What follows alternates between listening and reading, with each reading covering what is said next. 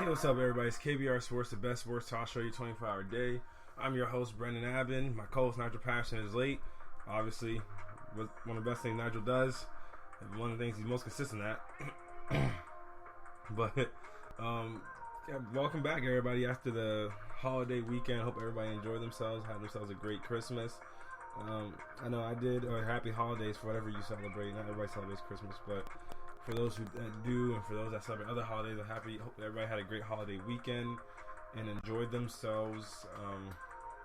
I had a lot of fun over the holidays. This is a great time to get your mind off of work and all these other activities you had to do, all the responsibilities, obligations, and also great family time.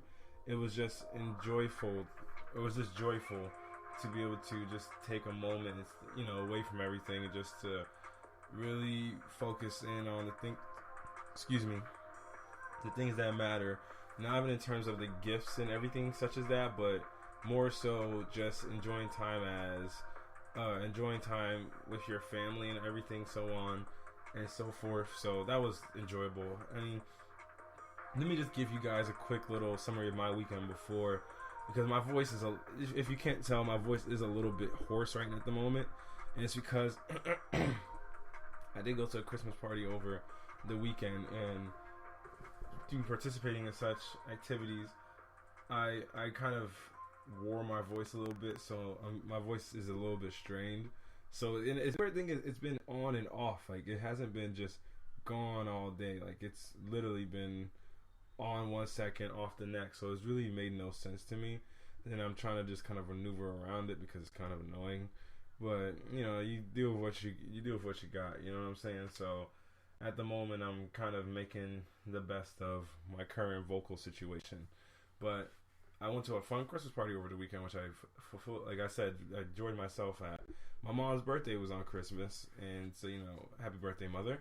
And there's a lot of Christmas babies.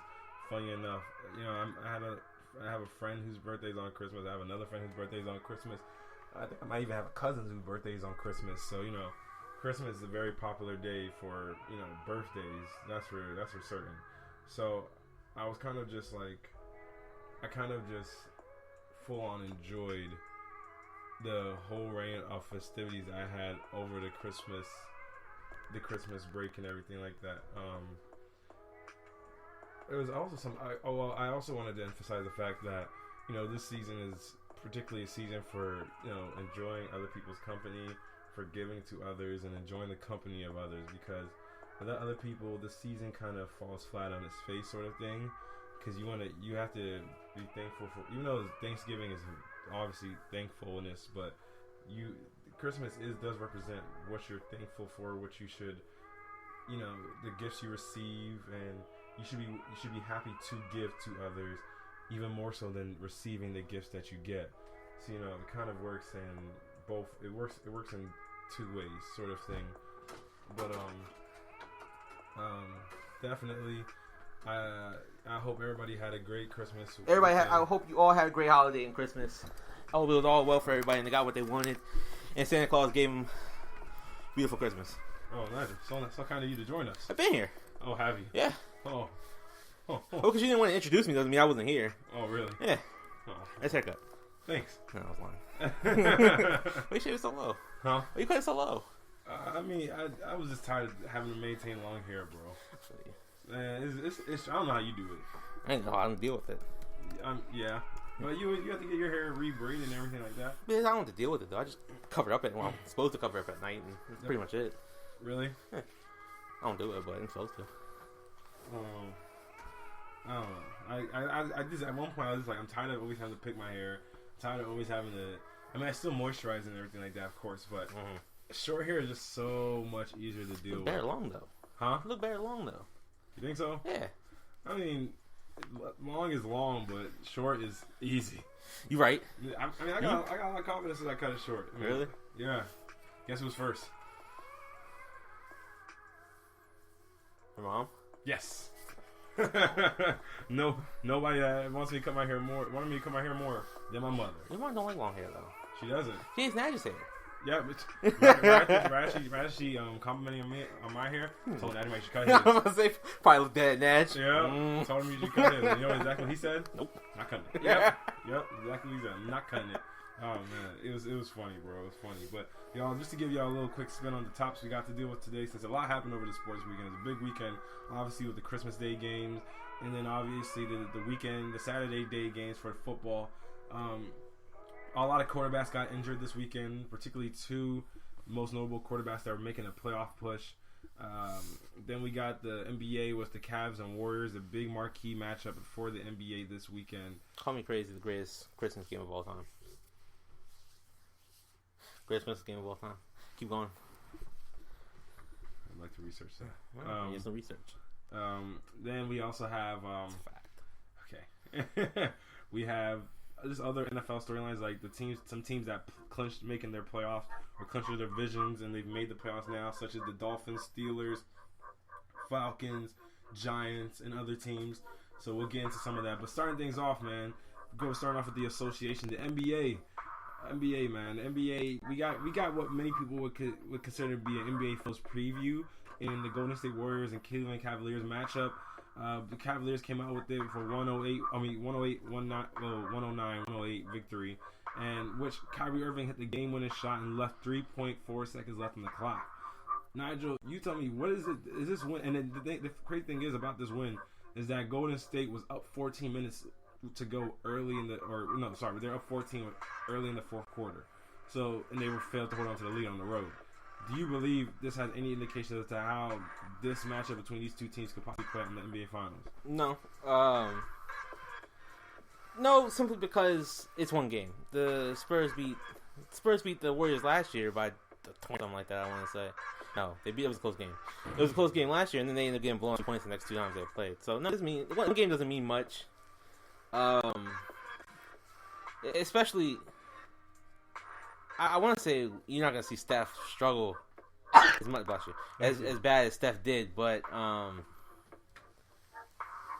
no, I don't think it's any indication. I think regular season in general, you can't really use it as a barometer for how the teams are going to play when they get together. But it was good. You could take things away from it that can help you confirm things. Like there was always a worry that maybe that the Warriors with the three superstars, two superstars and two more stars were too much to handle for the Cavaliers, who barely beat them last year. And it just shows that the Cavaliers can play with them at the least. Yeah, I mean, because it seemed like for a good amount of time that everybody believed that this was just going to be a superstar. Yeah, it seemed like the last month it's just been like Golden State. This is Golden State Warriors. They're clicking now. Their defensive rating was top. I want to say top 3 the last month. And yeah, it was actually probably number 2. Or yeah, I'm pretty sure it was number 2. I didn't want to say it. I didn't want to say it for fact. But yeah, they were probably they were number 3 or number 2 behind Utah. Yeah. All right, you can finish. I mean, and their offense. I mean, their offense was already great. No, there was no surprise there. So it just seemed like the hype train was rolling now at this point for the Warriors, and so it was nice for the Cavs to show that even without they were missing J.R. Smith, and Kevin Love got into foul trouble. They were still able to hang around and withstand Kyrie struggling a bit to come back in the fourth quarter and finish it.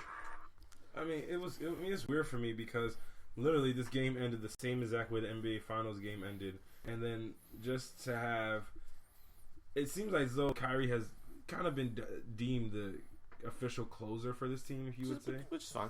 Yeah, there's nothing wrong with it. It's so weird to see it because when LeBron was Miami, would you say that Dwayne Wade was the closer? No, I say LeBron was the closer. Yeah, so now it's just weird to see that the younger guy is, or that Kyrie being the less talented player is the one that's the closer and everything like that. But it's essentially worked out for them in most of these cases. It's been great so far. I mean, he's been a closer since he came in the league. I mean, even his rookie year, he had games where he was closing them out. So I mean, if you want somebody to go off the dribble, he's a better ISO player than LeBron is. And the numbers back it up. Everything pretty much. Eye test backs it up. Everything just backs up that he's better at ISOing than LeBron is. So if you want to the best person who can ice on the team the ball, and that's what they did. Yeah. I mean, it was a crap shot. Don't get me wrong, but it went in. So. And the crazy thing for me is, I'm not even sure if he didn't travel on that play. No, I don't know. Like because he like does like a little spin hop step. Yeah, they never call that. I mean, it's crazy. They don't call fouls either. I mean, do you think that last play for Kevin Durant? I mean, I don't think anybody's gonna sit here and say it wasn't a foul. I mean, he stepped on his foot. You'd be surprised. I mean, if you're blind, sure. I mean, he stepped on his foot. I mean, it was blatant. I mean, now to be fair, I'm gonna sit here and say I didn't see the foul when it first happened. I just saw Kevin Durant trip. I wasn't watching his legs, to be fair, but I saw him fumble, and I was like, oh, Kevin Durant just doing what he usually does. And then they played the play, and it was like, oh, okay, RJ stepped on his foot, and then he stumbled over. But typically, if they don't complain, if they don't go to the ref and complain about it, I typically like, oh, okay, well they must not feel they were fouled. So that added to it. I didn't notice it. Yeah. Until the very end when they showed the replay. Yeah, man. And it's weird for me because I don't know how to judge these kind of games for because a lot of people read into this and they always try to say, oh, Kevin Durant's this and that. 4-18 against LeBron. Though. His record against LeBron isn't impressive. He did shoot less efficiently. 2 of 8 in the fourth quarter. Yeah, and it's after being on fire the entire game. Yeah, man. Carried the Warriors. Finished 11 of 23. Yep. And I just don't.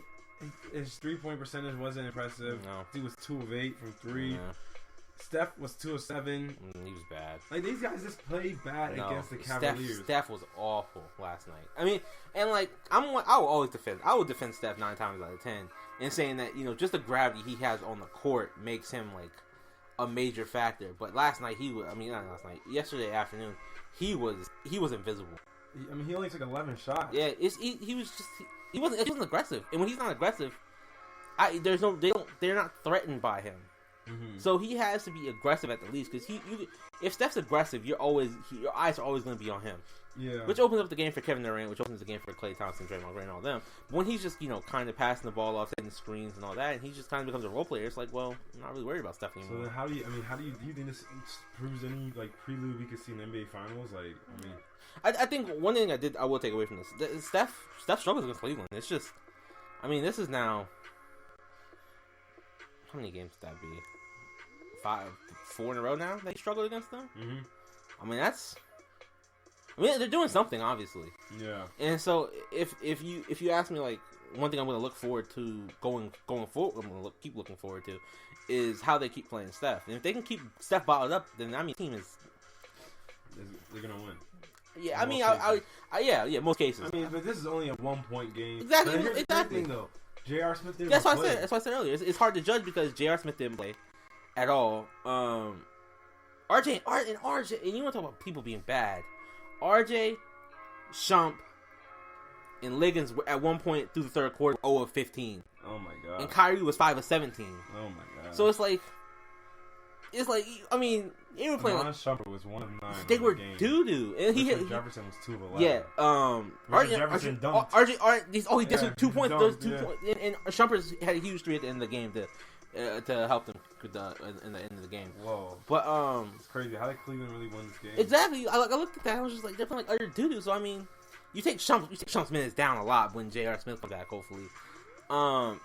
And if they can, But when you see that Cleveland wins a game like this, how did they win this? LeBron. And Kyrie played amazing in the fourth quarter. Crazy. None of them shot efficiently apart from LeBron. Apart from LeBron. And Kevin Love, he got taken out with 2 fouls. I want to say early near the end of the first quarter, and he was just completely off after that. All right, I gotta go on to the next topic. Yeah. All right, y'all, we're gonna move on to the NFL, and when we get back from the break, we're gonna talk about the quarterbacks in the league that have recently got hurt and just how exactly it will affect the rest of the season and the playoffs. Stay tuned, y'all. It's KBR Sports, the best sports talk show, your 24-hour day.